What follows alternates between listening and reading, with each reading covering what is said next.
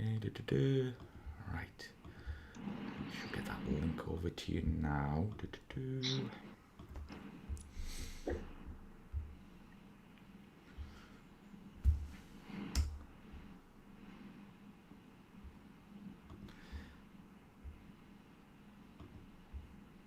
Yeah, and if you can remember to like mute it straight away, Rog, that would be great. Yeah, sure. I remember that from last time. Right. Okay. We're live now. I'm going to get that over to you.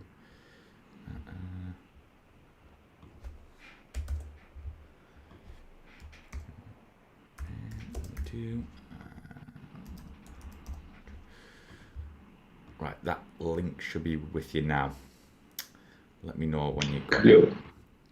Sure. There we go. I have got it.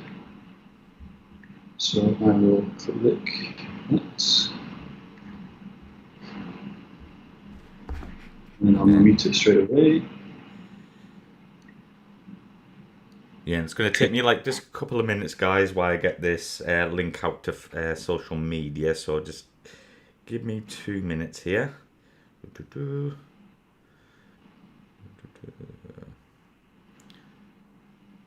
So yeah, Rog, how's life treating you in Saudi? Yeah, good, thanks. Yeah.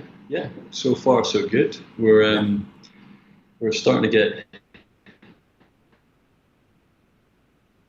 used to it. I'm not sure if I'll ever actually get used to it, but it's yeah. I mean, it's mid-40s at the moment, pretty much all the time, which is, it never really gets even below 40 degrees, which is quite bizarre. Oh, great. Yeah. So it's like aircon's a must over there, I'm sure. Oh yeah, I mean that's for sure. Yeah, it definitely. I mean, even when we're sleeping, that's probably the main time we need it, and with the kids as well, you definitely need that. But and I think that's the truth of living out in these hot countries. I mean, we're very fortunate to be able to go from room to room, from place to place in aircon, so you can kind of avoid the heat. But then, me being me, I love a bit of exercise. I love to get out running and cycling. So when it's like always going to be over 30 degrees. Yeah, that's going to be a bugger, isn't it? But while we get I get this out to social media, what do you miss flying at all? Like flying the Typhoon, you must do. Oh yeah, definitely. I definitely miss the buzz of it, and there's a lot of aspects to it where it's really rewarding. It's a really satisfying experience to be able to start that mission plan from which can be up to almost 8 hours long. But for that time, you're just focused. You're just there in the zone, and from doing it for, what would it have been about? About 14 years, almost 13, 14 years, and then you really get it's like a well-practiced art where it becomes normal as well. So when you take away that normal, it's quite weird. But then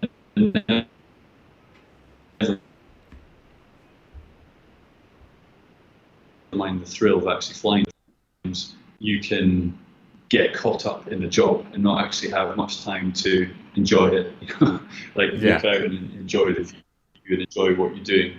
But then I think that's with anything. You're just trying to be as good as you can be and looking after your formation, because as you get more experience, then you end up say leading 4 ships and that, where you're having to look out for everyone. So you don't really want to just go, I'm just going to relax and enjoy the view. You don't want to be that that person who sort of misses something. So you're constantly thinking next thing. But then that's what makes it so satisfying. When you come down and have a successful mission, it's one of the most rewarding things that I've ever done. So absolutely. And so we're going to get the questions coming in now. It's out on social media, so we'll get some people in there. But so Rog, what have you been up to since last time we chatted, which was a good couple of weeks ago now?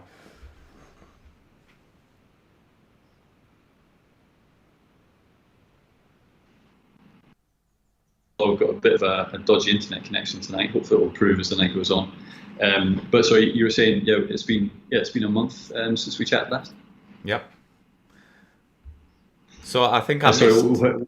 Yeah, what have you been up to? Yeah, I think we lost connection there. But yeah, what we've been up to, and have you got any new like things you're involved with at the moment? yeah. So breaking news, which I'm really really proud to say, is that I'm now an ambassador for headfit.org, which is this fantastic movement um, to get people really looking at at how and ways of staying on top of their mental health. Because you've heard me say this. I probably said this last time we chatted, Mike.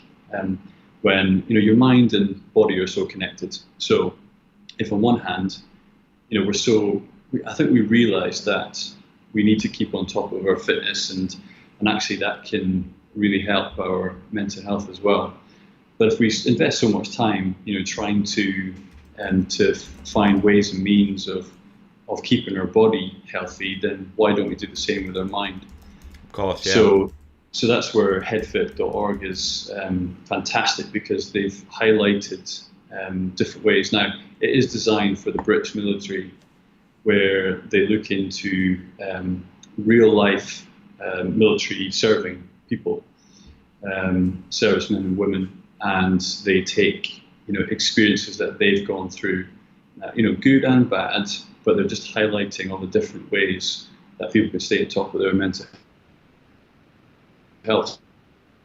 So that's and relaxation techniques. But what I like about it is it's actually really interesting, and don't feel that this is designed for the British military, but anybody can actually log in and see it. Don't need a username, a password, or account. You can go and check it out.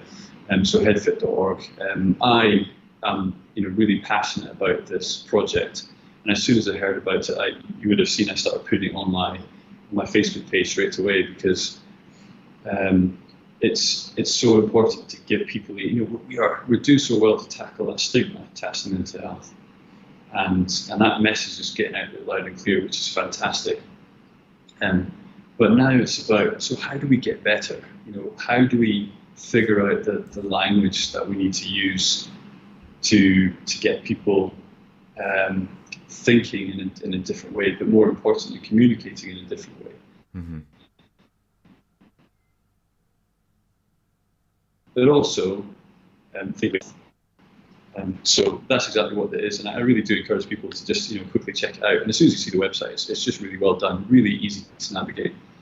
So yeah, that's my big news, fairly hot off the press. I haven't even announced it yet that I'm going to be an ambassador for headfit.org. So yeah, really really chuffed and excited about the future, because it's doing and saying all the right things. So yeah, really. That's awesome, Rog. Yeah, I think they couldn't have picked a better person to like be an ambassador for. But yeah, so let's get into it. We've got a few questions coming in there, Rog. So if you want to make your way through them, and yeah, hopefully you enjoy. Hey, thanks very much, Mike, and hello everybody again. Thank you, so many people tuning in again. I'll try and get a bit better at answering all your questions, as we go through. So yeah, hey Karen, sorry to hear that it's currently grey and raining in Surrey. That sucks. But I tell you what, it's strange here, in that living in a hot country, you start to miss the rain. I'm not rubbing it in, but you don't really get much, if any, rain out here. It's a bit of a blue moon. But yeah, I'm sorry. I wish I could transport you out here. So James.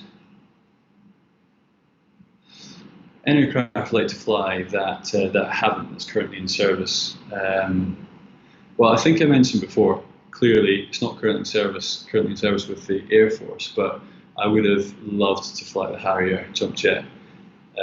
You've obviously got the guys in America, US Navy, flying the AV-8B, and what a machine that is, because you hear all the stories about it, and it's such a problem if you're not careful and if you don't stay all over it. It's all about the feel of the aircraft. That's one thing I maybe said last time. I apologise if I repeat myself. But the beauty of the Hawk T1 which is what I started or did a huge amount of hours on as a QFI, qualified flying instructor. And that thing, you could just feel everything so raw. There wasn't really any, in fact, there was no computers involved whatsoever, apart from a bolt-on, effectively tom-tom for navigation, which kind of came in at a later date to make the jump up to Typhoon or the next aircraft a bit more doable. But so you've got that, this completely raw aircraft, and then you've got the Typhoon, which is just computer-centric, and you do have a lot of feel to the aircraft.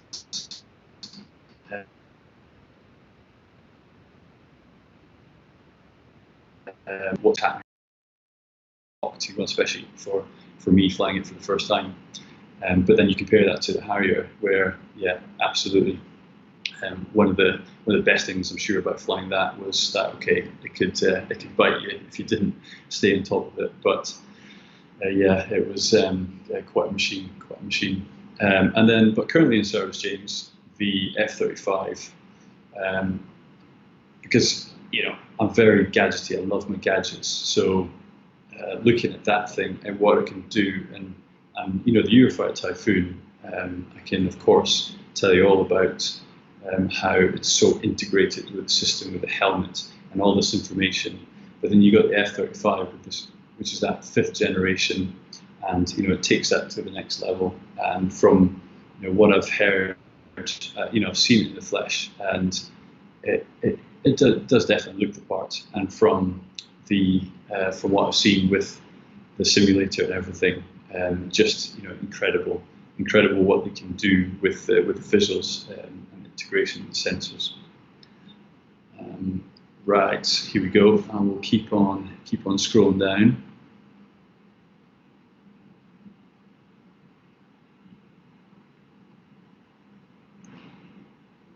Okay, here we go. Lacus Strikes. Hey, hello to you too. You know what? Some Rafales. I do have some good stories. Actually, I wrote down the details just so I wouldn't forget. But we actually flew against or with as well some French Rafales, obviously, and that was over from the French aircraft carrier Charles de Gaulle. South of, I ended up pretty much organising it as a sort of leading it as a mission commander, and it was 2 Rafales with 2 Typhoons against 2 Rafales as Red Air, and we had a Voyager as the air-to-air refueler. So our mission was to strike the French Providence ship, and that was actually so we were being controlled by HMS Duncan, obviously the Type 45 destroyer. So that was just fantastic to be involved in, such a big mission with lots of different aircraft and lots of different agencies involved. I went down onto Charles de Gaulle and the aircraft carrier to meet up with the other crews and to come up with a plan of how we were going to do this. And one of the things that stick with me was, so it was myself and my wingman on the hoses taking on fuel, and then after you finish that, so you join the left side, so echelon left of the Voyager, move behind to get your fuel, and then move to the right into echelon right before you depart. I remember sitting in the echelon right, and then there was 4 Rafales joined in formation, so there was all 6 of us, well 7 of us if you include the Voyager, tanker, and that was just an awesome experience to see us all there together. So yeah, that was a really good memory about fighting with and against the Rafales. And on to Typhoon versus Rafale.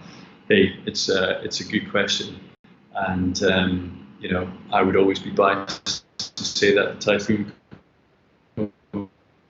on top of the multi-aircraft, and the integration and what they can do is in a way very very similar when it comes to swing roll and what they bring to the table, and that's what's important, because every aircraft no matter what it is going to bring pros and cons, all the way across the playing field, and you've just got to know what is the advantages, disadvantages of certain aircraft types. So, I never would want to say that one aircraft is better than the next, but it certainly keeps the conversation going.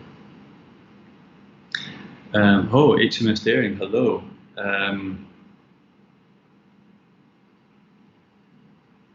Believe that. So, do I believe that RAF is treating mental health correctly? I see that you've posted a worrying comment there with the mental health. Now, I don't know about that for sure, and I imagine, as I've said before, that your mental health can be such a sliding scale.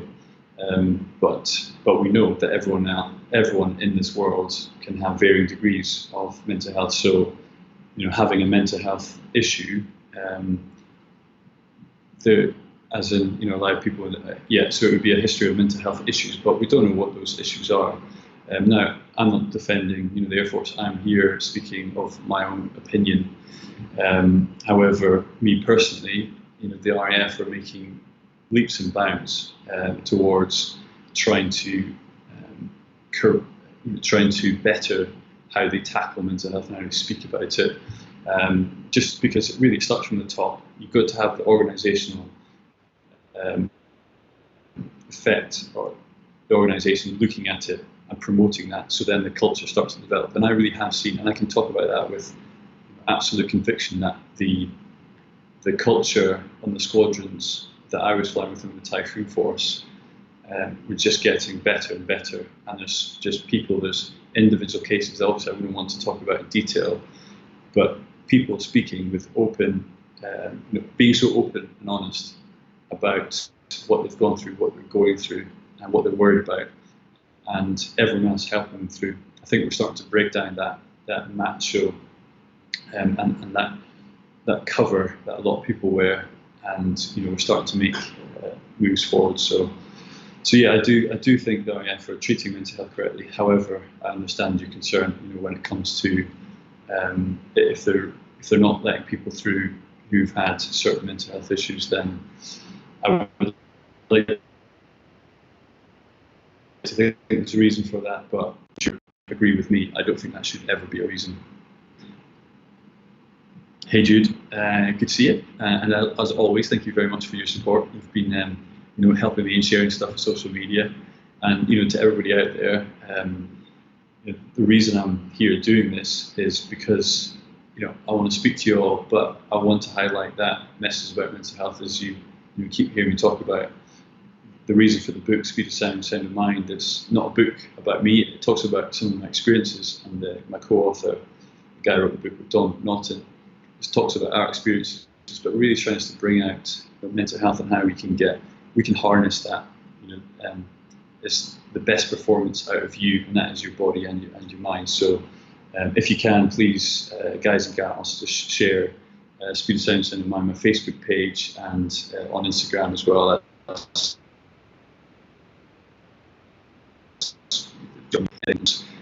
It really helps me share and spread that message about mental health and why it's so important.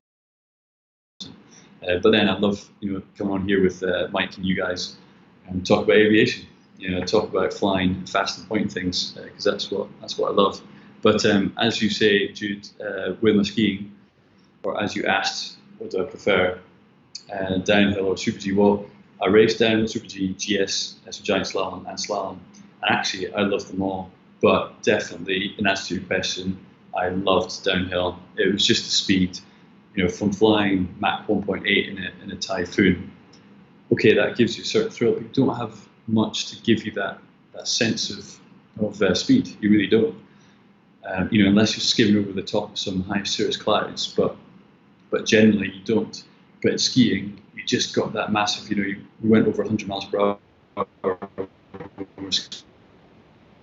I got clocked around about 150 kilometers an hour with a speed gun, but you do know from other training and events that we got over 100 miles per hour, and that you're wearing just a lycra catsuit. and as soon as you're whipping by the gates and they're just catching skin, you know about that speed, that's for sure. So definitely downhill. And one of the biggest things about downhill as well is that if you imagine some of the courses that we did, with jumps, we jumped for about 80 meters, but doing that course for the first time was just the biggest adrenaline rush you could imagine.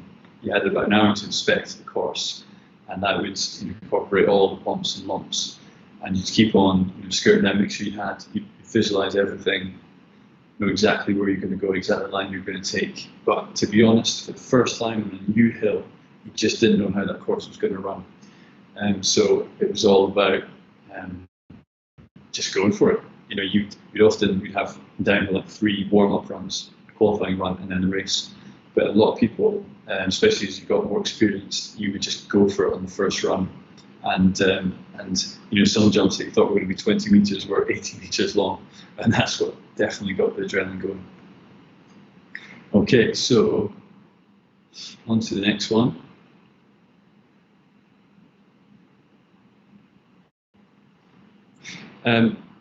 Thomas Clark, thank you for tuning in. I never, unfortunately, flew against F-22, the Raptor, but I do know from some of my colleagues, some of my mates who flew it, and I flew against it in the Typhoon, and the Typhoon did very, very well. However, like I said initially, talking about what aircraft bring to the table and the different pros and cons, well, clearly the F-22 has some serious sensors on board as a serious contender. 1v1 superior SAP, so that specific excess power, it's a beast when it comes to 1v1. So really, it's an interesting match, but Typhoon does very well against it. So Ian Saxon, thanks. Longest flight mission. There is a maximum amount of time, which I probably best not divulge just in case, but my personal max length, I think, was 8 hours 25. So that was a long time, and that was on Operation Shader, so that's a long time in the cockpit. There's an interesting time just to go for a wee in the Typhoon. I won't go into details, but never mind doing that. Trying to keep yourself fueled and keep on top of the mission. Eating, drinking, and of course that usually means about 4 to 5 times air-to-air refueling with the Voyager or whatever other refueling assets and features. So yes, it's a long haul mission. Bingo fuel weight, it completely depends. Again, I better not divulge exact numbers, but we would always hold a fudge factor, let's call it, so that you would never put yourself in jeopardy. However, I've had to eat through that margin to make certain missions and to make certain attacks count. However, you never ever want to go below bingo. You always have to have that fuel and a bit in hand to make it to the diversion airfield. So if things do go wrong, then you're good to be able to cope with it, because you never know what can happen, and fuel is certainly life. Okay, I'm just going to try and scroll down and get a bit better at keeping up with questions. The Meteor is indeed in service with the RAF Squadrons. It is indeed. So yeah, I was sitting on QRA with the Meteor. So yeah, that is a fantastic missile. We're we really are moving in the right direction with having the Meteor brought into service in the RAF on the Typhoon.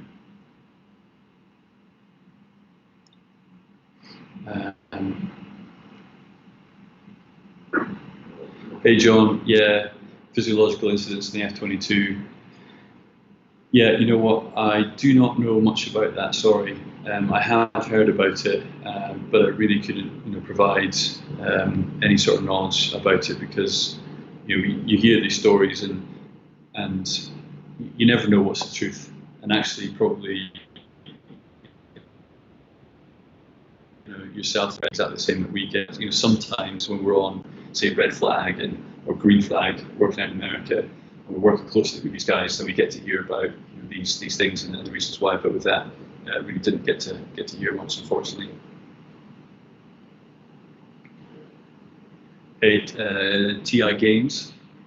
Most important quality for a pilot to have in order to be successful throughout training. I think this harks back to what I've been saying about mental health. And I'm not just trying to put a spin in this because that's what I'm about. I truly believe this, that you have to go into things with an openness and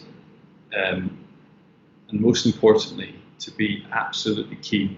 So over the years, I've spoken to quite a few different people who have got in touch because they've, a lot of skiers actually, which has been great from my history and my recruitment process.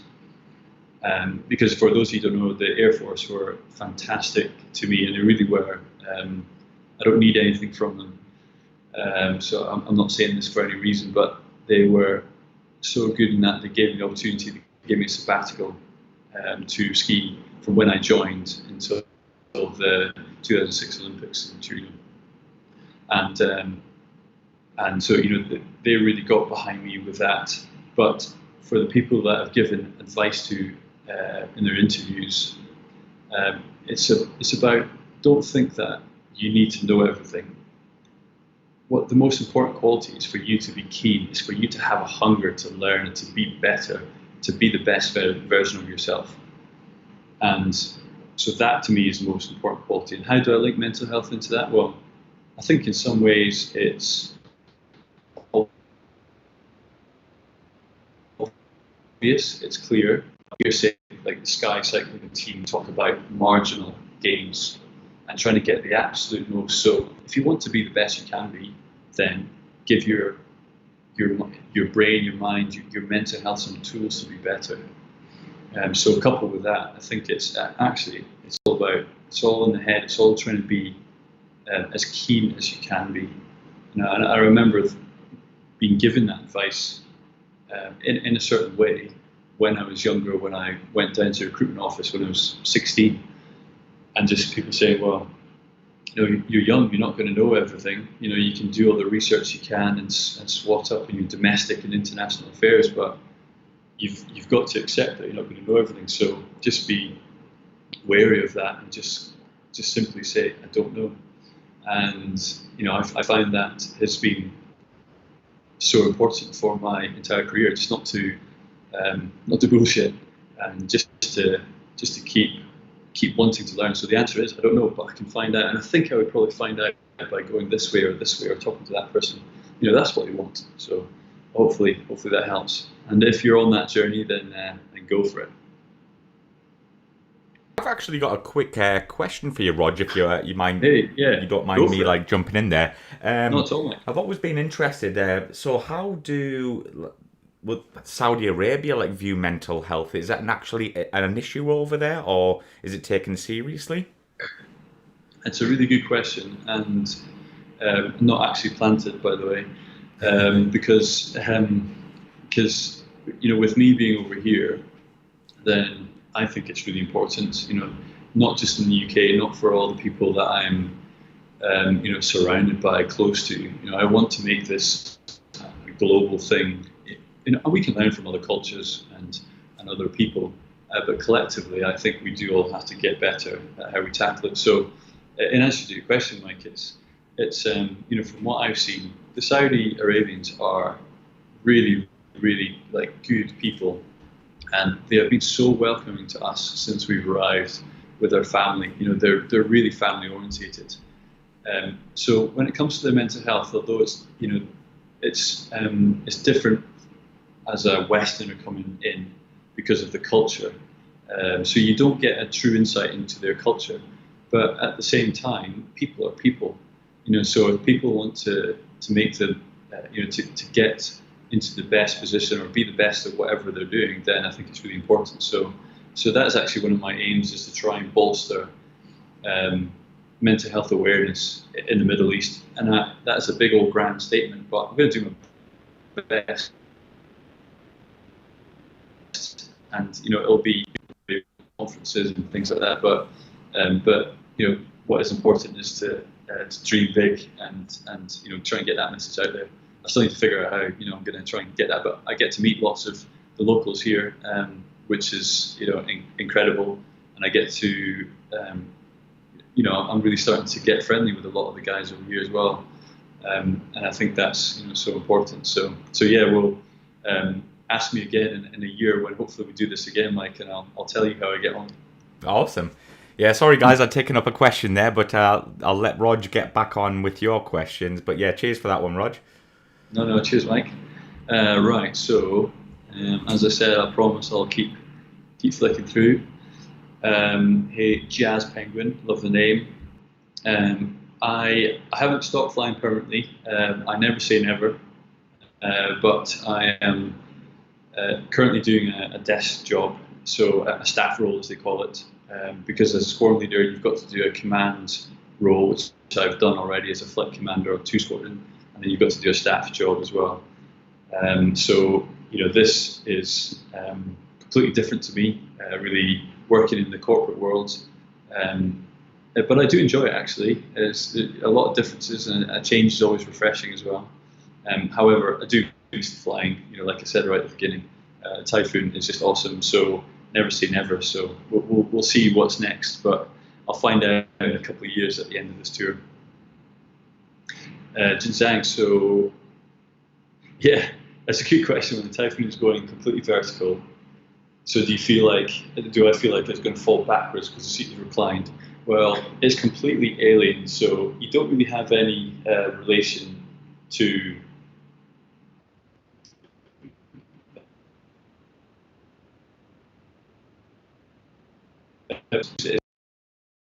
provide a certain amount of G-force against you because you're going against God's G, if you want to call it that way. I've started getting hands on the bar already. I've had a few people take the mick out of that. It's fair play. But so the sensation is strange, but more so because when you get to experience that, when you're sort of looking at the cockpit and you're completely on your back. So it doesn't feel like you're falling backwards or you're going to sort of fall out. It just feels really bizarre. Thanks for your question, though. Keep them coming. So yeah, combat survival training like escape and evasion. Good question. It was intense, but I actually go into the full details of the course, but we did a good sort of 3 days on the run with not really any food and water we were able to get, or making sure that there's always streams or something that we could get water from. But that was tough to then go into a 12-hour, let's call it, interrogation phase. That was brutal in that getting to experience stress positions and interrogation by individuals who knew how to get information out of us. And one of the things is I remember, again, for those of you who don't know, I lost a close family member to suicide, hence why I'm so passionate about mental health. And they were really using that to try and get information out of me, and that it was my fault and all this, just to really see if I could cope with that interrogation. And and I actually came out of that feeling a lot stronger as an individual because I coped and I didn't crack, and I actually felt quite in control. But that I knew in the back of my head that it was training, if it was for real. But they've got to push you into that place so you can deal with that pressure, that stress. And so yeah, I really enjoyed it. It was I enjoyed that mental battle. It's why I love endurance training. I'm currently training for an Ironman, and you've maybe seen or heard that I did, or if you saw on my Facebook page, that I did a couple of indoor cycling challenges. Cycling for 12 hours non-stop overnight. I enjoy things like that. I guess that's the way the mind is. And when I think about how, I qualified for the Olympics by 600 of a second, I didn't think I would ever do it. So it's, but I know that actually it was the power of the mind. It was just thinking positively and appreciating that I could only do my best and just actually going for it. So I think it was that marginal gains that helped me. Right, so on to the next one. We've got, hey, HMS Steering, hey, thanks for writing back. Yeah, I do know what you're saying. I think it's tough for recruits if they've had a history of anxiety or stress related history. You don't feel that they want to declare it, and yeah, and I think that's important. That's you in the entire life, and I think that's where this wheel is starting to turn. It's starting to get better and better because we're now starting to appreciate that everyone, like truly everyone, can, and to varying degrees, go through a period of anxiety or stress, and we should be able to help them, and they should be able to go to the GP, or like hopefully that doesn't have to be the case, but if they feel like they have to, it shouldn't be something that's going to then be stop them from getting in the Air Force or any military when they then go to join because of having that history. Now, I really hope that is not the case now, and I have certainly not heard that.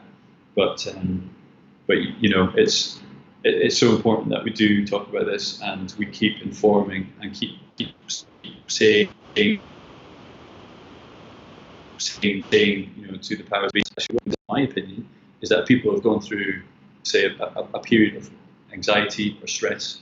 Then you know what? If they come out of it, then they've learned. They are a stronger individual. I know that I've been through some dark periods, and I know that now I'm stronger.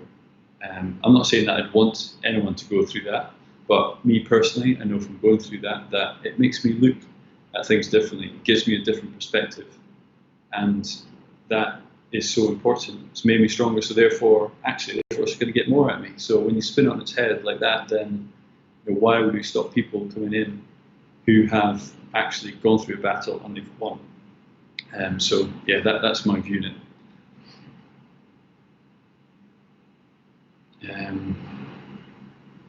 But can I just add to that as well? Sorry, because I've just read your next message.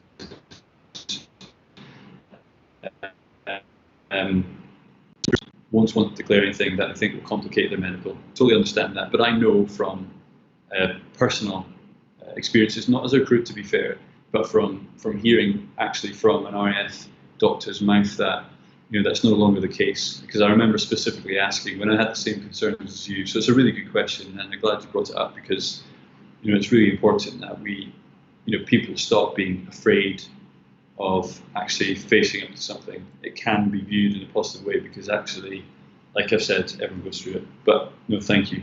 And between us, we'll keep driving that point. So the flight stick on the Typhoon have full range. It does affect. I mean, it obviously has stops, but it's not like your F-16 side stick controller. It is a lot more bulky, and you probably know this, but Jinzang, to answer your question about the flight stick, the HOTAC, hands-on throttle and control, it's incredible because you've got it's like Xbox controllers, two of them, with about, I think it's like 52 buttons because you've got a shift as well. Or 52 52, say, let's call it button selections. So it really is well set up. It's hardly ever that you actually have to take, like old school legacy aircraft, you have to take your hand off to go and sort of do stuff. You have to do that a little bit, but it's it's really good that you can pretty much be there the whole time. Okay, so your next question, Jin. As a tactical pilot facing combat missions, potential stresses of any training mission, what's your personal mental check?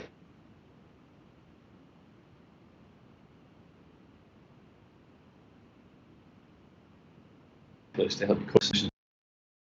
And what I have done through my career, and this is even as an experienced Typhoon pilot, as in, you know, into my career where I'm through the training, I'm on the front line, I'm leading 4 ships, and I will do a lot of armchair flying. So that is using visualization, and you know, you can even go to extremes of moving your hands if you do need to select certain buttons, switches. But going through that motion of being there in the position you would be in the cockpit and go through it, visualization, but importantly using that as an opportunity to go through the what ifs of the contingency planning. What if this happens? I'm going to tackle that. Now, this is not so much about, you know, but put yourself in that frame set, that mindset.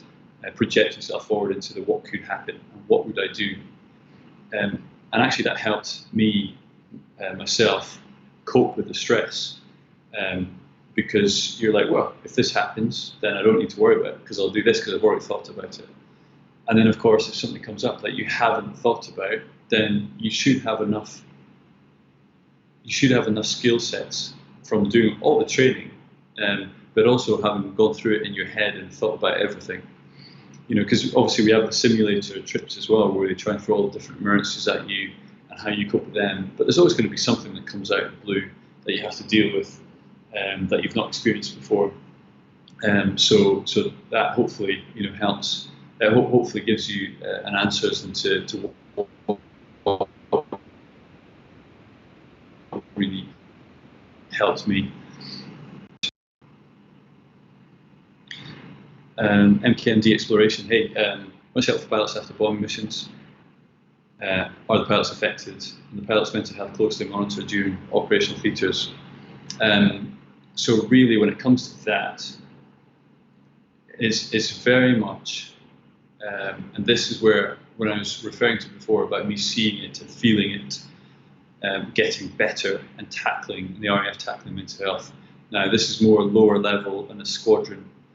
So you know, as a flight commander, you know, working with my guys, my team, you know, we're all there doing the mission, and this includes the engineers as well.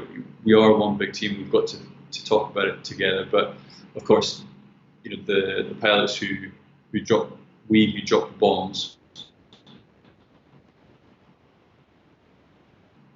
then everyone reacts to it differently, because we started to sit down together as a team, as in all the pilots and all the, you know, everyone who worked there, not just the pilots, who would sit down and say, okay, how's this going to feel if this happens? Has anybody had that experience? And then you share experiences and you get people thinking about how it might affect them, and then that really helps, because actually you don't often know how it's going to affect you, but at least if you've chatted to different people about it, then you can really have an idea and have almost like a benchmark of how you think you're going to be able to tackle it. So I think, you know, importantly, that help comes from within, and I think that is really important, because having that culture, you know, where you can talk to each other,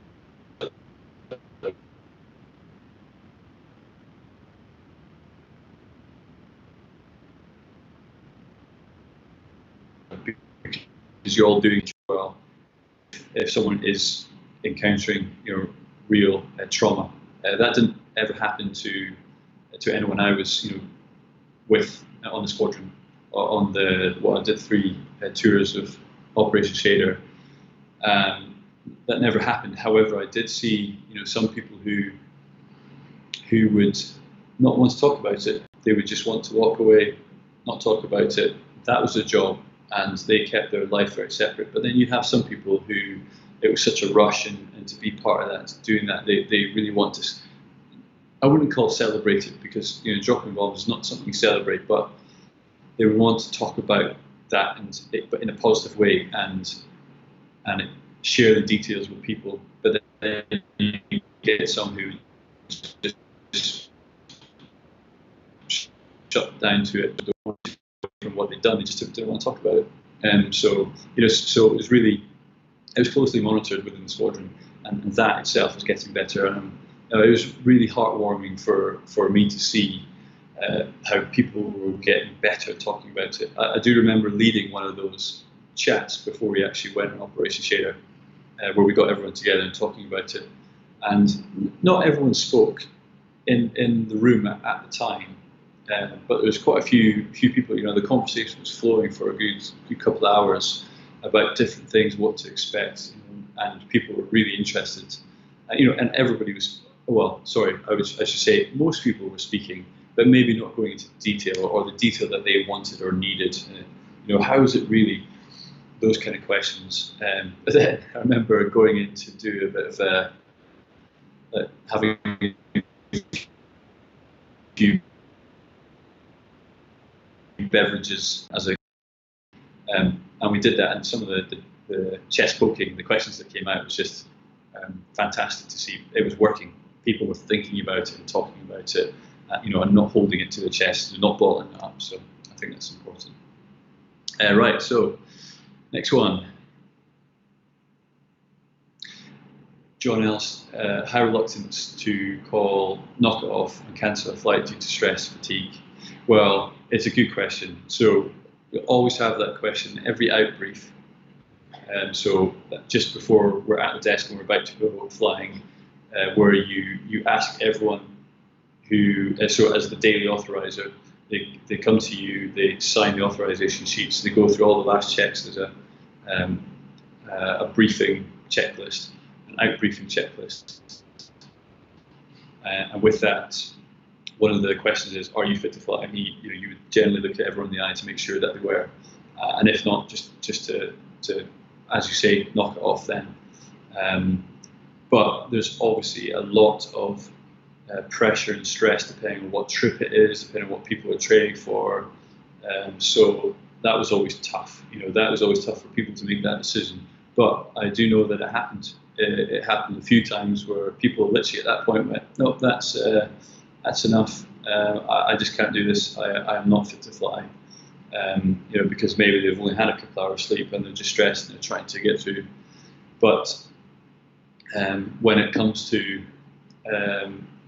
that question, we've always said, especially with so I think mental health is so integral into anything we do, and especially in let's call it a high performance world of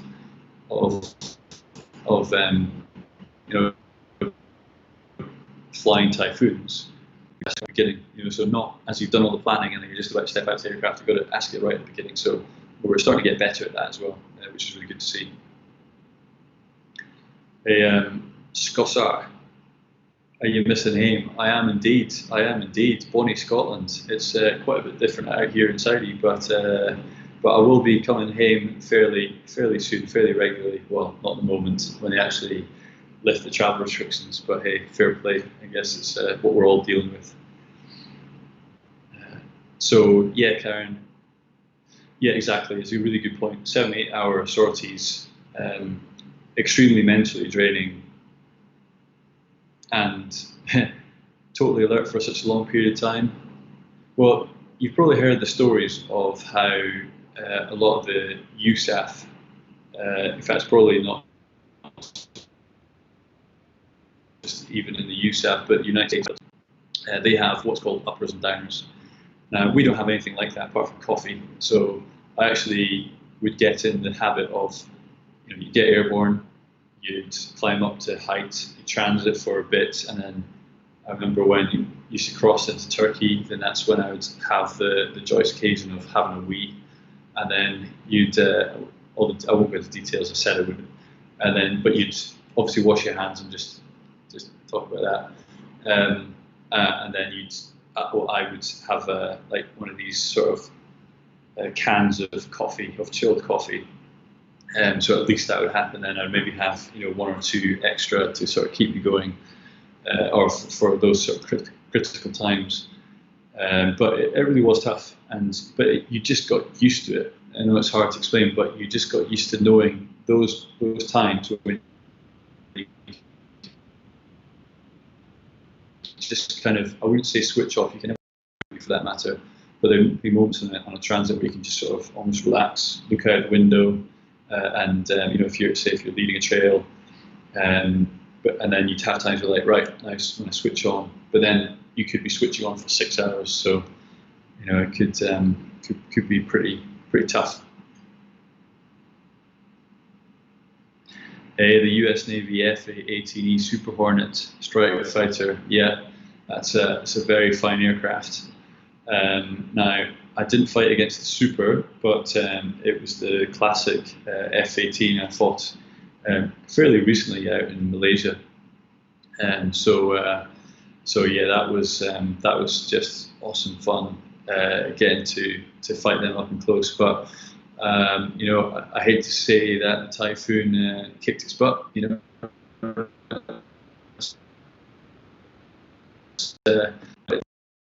And when it comes to the F/A-18, they'll be not having the same amount of power, but it was so much fun getting to know the Malaysian pilots, F/A-18 pilots, and get to know the aircraft a bit as well, because it really seriously is. It's not just about the dogfighting. It really is an awesome aircraft.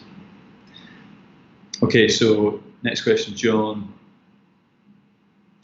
Support adequate for pilots who have to eject, resulting in ground casualties when return to flight states. So I think I have heard of, or I know, because it's surprising in this world, in this career I've been, that I know quite a few people who have ejected. Actually worked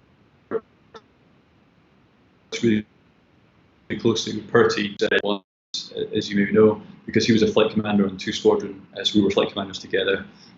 Really good mucker of mine, absolutely great guy, salt of the earth. And there's that absolutely epic photo that you've maybe seen of him ejecting out of an F/A-18, ejecting out of a Harrier, and it's just caught at the perfect moment where he's literally just ejected, and there's the flames coming out of the bottom of the ejection seat. It's quite something, and if you haven't seen it, then I'll have to just Google Harrier jet ejection, and you'll see Purty come up in all his glory. But from the sounds of it, I think there was, from talking to him, there was enough support there.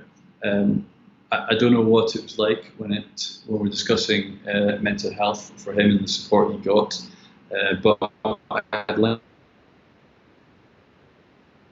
to think that it's getting your leadership's agenda, and so it should be, which will filter down to everything, to all the care. So, I haven't ejected, but the people that I know have had good care and managed to get back in the game. So, trying to think of Sam Cowan, who ejected out of an F3, Lingy, know him really well. Mike Ling, who ejected out of one of the Reds after they had that mid-air collision. So yeah, I've chatted to those guys about that. So yeah, Jude, the toughest part of my cycle challenges. Yeah, it was definitely. I think you asked me during the time, actually. Again, thanks for the support. Where it's like, what tunes did I have on the go? It was, for me, it was like chilled house. That seemed to work. Just a fairly chilled, like constant beat, just to keep the cadence going. But the toughest part. So the first one I did, which was 12 hours, and it's 12 hours non-stop. But I did get off for a wee after about 7 hours, I think, and I was only off the bike for about 1 minute and 30 seconds, and I was in that zone. I literally did a sprint. I ran to the toilet and came back straight on the bike again. But with that, it was probably about 2 or 3 in the morning where that's when it started to get really tough. And it's amazing that circadian rhythm, your body clock is just like, what are you doing? Your body's just wanting to shut you down. But then on the next one, which is the 24-hour one, it was myself and Nathan Jones, an absolute best mate of mine, who is also one of the guys who has been heavily involved in setting up headfit.org, another mental health champion. So it was great that we could do this together, and we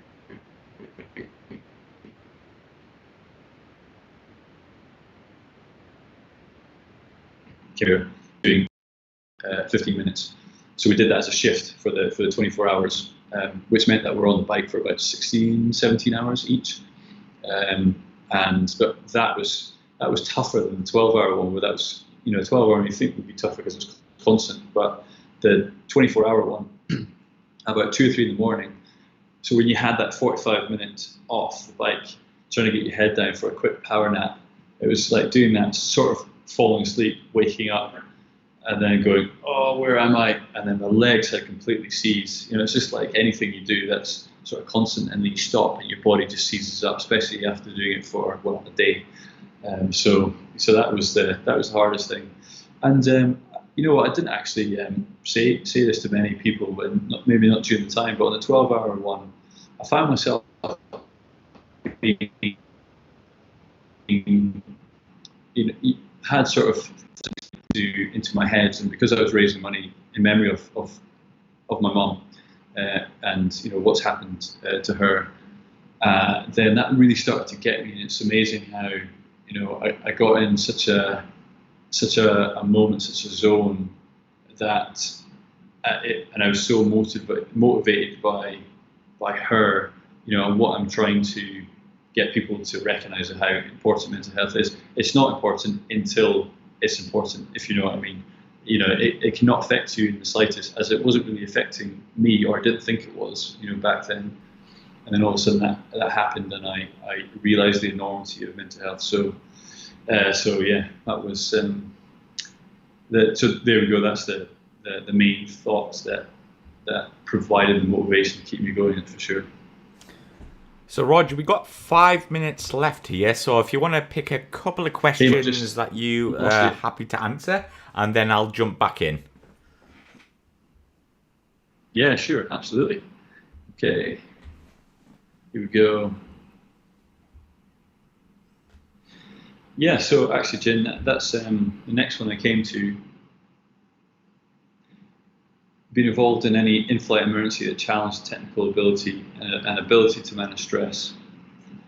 I'm trying to think, because I've had a few emergencies along the way, and the one that actually jumps out to me is when I was at RAF Lossiemouth. I just finished my fours lead check, so my fours formation leader, so 4-ship formation leader check.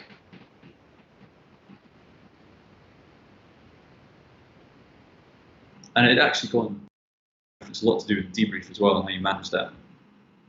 So sod's law though, as I come in to break to land, and it was getting close to sunset, or it's probably about an hour before sunset or so, and as I'm probably about 200 feet above the deck coming into land, so just finished the visual circuit after coming break to land. And then I get this massive thud, and I know that I've hit a bird, because I've seen just at the last minute a flock of birds. It must have been about 30 or 40. So sod's law, I was always going to hit one, and one went down. What I thought was the right engine. But it's quite hard to detect. So it was like a split decision, because I'd actually requested a low approach. So straight away I requested to land, as in through air traffic, because I could feel that one of my engines was vibrating. Now there was no cautions, and I remember quickly bringing up the engine page on the right-hand MHDD, and it was blues and whites, which effectively means that there was nothing major. There was no warnings. There was no warnings on the DWP, the dedicated warning panel.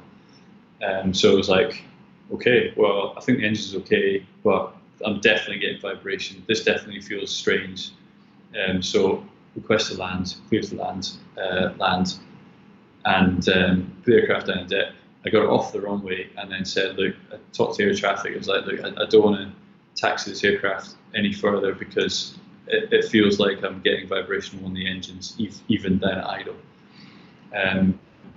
So yeah, that I guess wasn't so much the technical ability. It was more the airmanship where it challenged, where I could have made the wrong decision and gone around and then put more thrust through that engine, because there was no way to tell which engine it was actually. And I thought, hand on heart, thought it was my right engine, but it was the left. It turned out, because when they shut down the aircraft, got out, myself and the services, so the fire engine that came over, guys were really helpful, and they've almost responding to the emergency.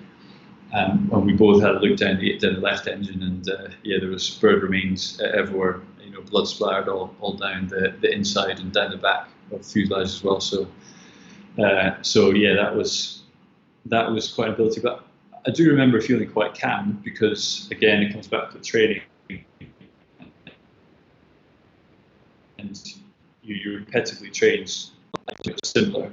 So because that's the case, then you just kind of jump to your training and go, well, this is what I'm going to do next. This is what I'm going to request. It's like the next step. So I wouldn't say that I got too stressed. Well, no, I was stressed. My body was definitely, the adrenaline was up surging, having to deal with that. But the training definitely helps. Okay, so I think, as Mike said, I'll go for one more question. And sorry, I've tried my best to answer all of them. Here we go.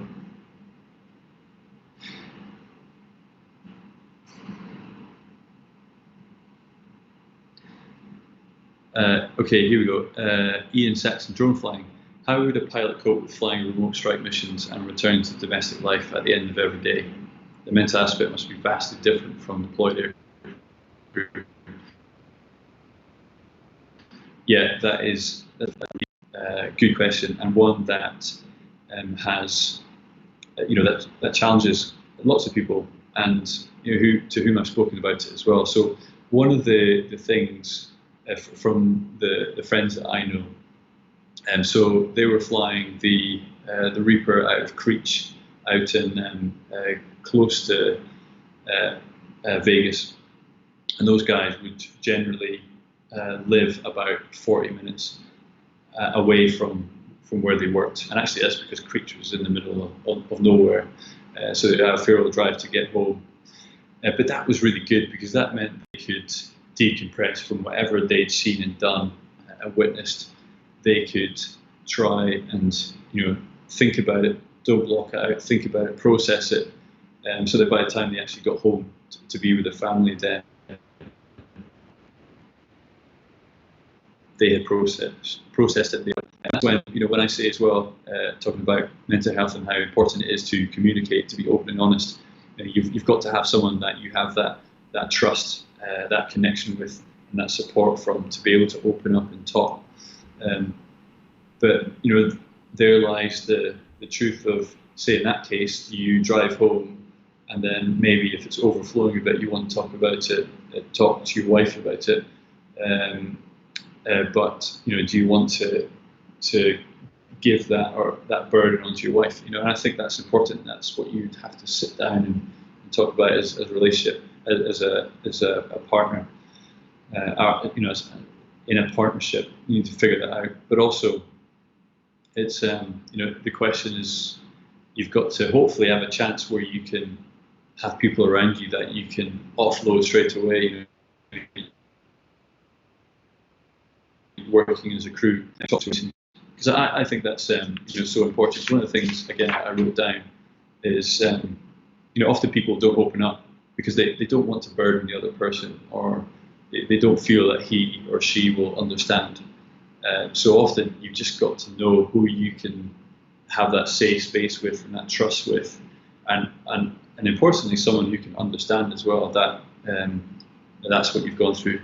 So thank you. Thanks for that question, and everybody, thank you very much for all your questions. I really appreciate you tuning in, listening, and so many great questions here that support me in my quest to talk about mental health and combat that stigma. Talk about how we can get better globally. This isn't just in my way, not national anymore. So thank you very much. And if you have any other questions, please, just tune into my Facebook page and come and say hello, because I'm more than happy to answer any questions you've got. And just before I forget, big up Royal Bear Force. I am an ambassador for Royal Bear Force. I've said this before. Richard Bland with his book "If He Gets His Wings." It's a fantastic book aimed at tackling mental health with children. It's a great book and one that you can sit down and talk through like a story, but it brings out some really good, important mental health. A way of highlighting mental health with your children, because that's what it's all about. The next generation coming up and through, like my boys, one's 1 year old, one's 3. They keep me busy, that's for sure. And when I look at them, I'm like, I really want them to be in a world where they know how important their Lost you there a bit, Great. Rog, but yeah, absolutely. What a brilliant Q&A. And thank you for coming on. It's always a joy having you on the show, Rog. You're always a beaming light, and I think you're doing a great job with mental health. And I think in the future we're going to have a chat again about your new project. But so just again, briefly tell us where we can find you online. Yeah, absolutely. So the best place and where I try to do most of my mental health campaigning is on our Facebook page. So facebook.com/Speed of Sound 2016. There, as I say, I try and post something every week, every couple of weeks. And Instagram, I'm trying to get a bit better on Instagram, avoiding Twitter. I can't cope with Twitter, but I can cope with Instagram. And also headfit.org, just as a reminder, go and check that out. It's a really good website, and there's an app which is shortly coming as well. So that's all being built up in the background. Really, really exciting. Watch the space, because it's getting bigger and bigger. And also, I said at the beginning, but Speed of Sound, Sound of Mind is my book, co-authored with Don McNaughton. He's a high performance coach, great friend of mine. We met when I broke my leg, or smashed my leg up, I should say, and he really helped with me, getting back onto skis and helping utilize my mind.